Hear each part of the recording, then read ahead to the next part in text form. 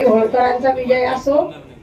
मी आपण एवढंच मागणी आहे त्यांना, आपण जे झोपलेला समाज होता इतक्या दिवस पर्यंत 1990 मधले इतक्यापर्यंत अजून आपण झोपलेलेच आहोत, आपण जागे झालेलेच नाही.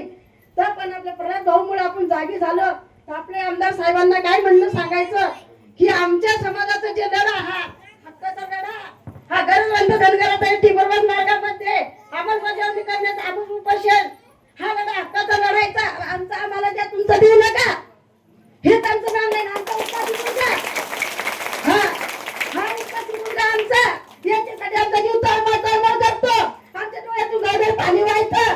ते आपण एक दिवस सेकंद उपाशी राहत नाही. हा मुलगा सांधी जाऊन उपाशी आहे.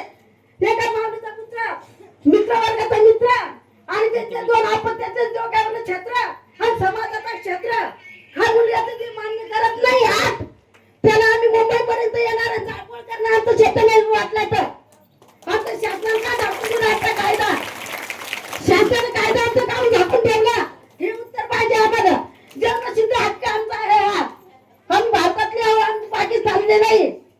आम्ही काही इंग्रजाच्या याच्यातले नाही, इंग्रज मधून नाही आलो इथं.